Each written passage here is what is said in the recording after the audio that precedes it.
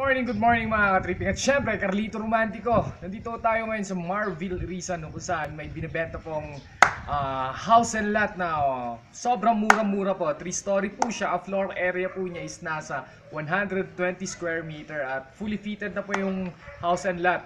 Bale, naka-paint na po siya, may tiles, so may cabinet, may built-in cabinets, mga ganun po.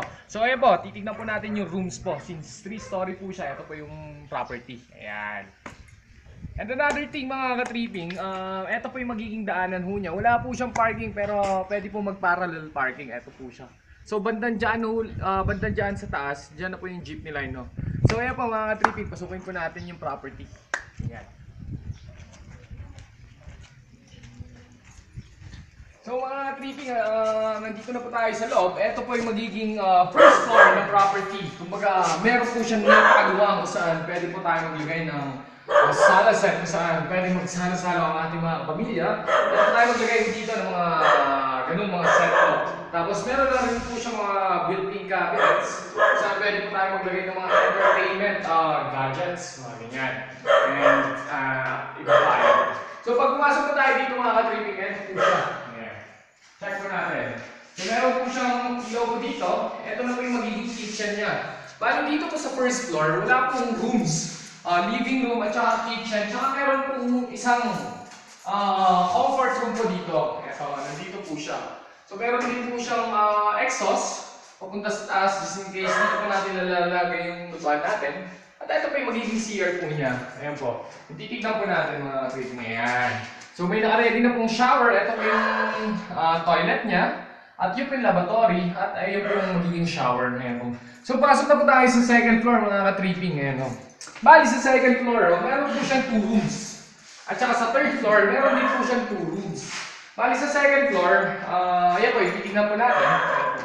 Ito po yung magiging hagdanan po niya. Ayan po, titignan po natin. Maganda po siya, naka-paint, maayos, as in, bagong-bago. Kumbaga, ayan po. So ito po, mga tripping, check po natin. Ayan. So dito po mga ka-tripping, ayan.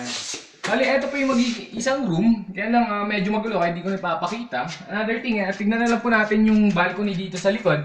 Kung saan makikita po natin yung tawag dito. Ito po yung lagayan ng tangke ho niya. Ayan. Medyo maluwang po dito. Pwede po tayo maglagay ng anything. Pwede po tayo mag-barbecue po dito. Magkwentuhan, maglagay ng pan or at iba pa mga ganun. So sa gilid po may mga built-in cabinet kung napapansin po natin. Ayan. So another room po dito is dito sa kabilang dulo ho ngayon ho. So eto po siya. Ayan. So dito po sa second floor, meron po siyang built-in cabinets at maganda po yung pagkakagawa. Maganda siya yung pagkakagawa. Tapos meron din po siyang balcony. Ayan. So medyo ano yung balcony niya dito sa So tripping lang po tayo sa third floor. Saan makikita po natin yung 2 rooms po ulit doon. So, same pa rin daw. Ito po yung stairs po niya. So, syempre, painted po. Ayan. So, akit po tayo. Yun. So, titignan na natin. Ito na po yung magiging third floor po niya. Ito yung isang room. Sobrang ganda. Ayan. So, in every room po dito may mga built-in cabinets. Ayan. Sabi niya po kaganda mga built-in cabinets po niya. So wala na po tayo problemahin for closet. So papasukin na po natin yung isang room dito sa third floor. Ayan. So yan o, parehaso. Lahat ng rooms ng bahay na to, since 4 bedrooms po siya, may mga cabinet talaga. Para hindi na po talaga pinoproblema. And another thing mga ka-tripping.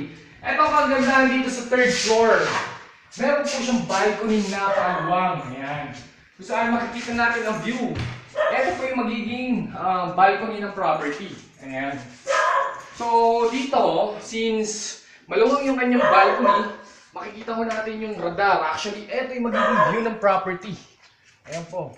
Yung po yung radar ho yan, yan yung Santo Tomas. Actually, overlooking ho lahat. So, napakasarap mag-unwind dito sa area na to, dito sa balcony ng third floor. So ayan po mga ka-tripping, ako ulit si Carlito Romantico. Ang office po namin nasa Session Road, Philippine Property Central. Ayan o. Lopez Building B, room number 204. So ayan po, kung gusto niyo po makita to, contact nyo na po kami. Ayan, salamat.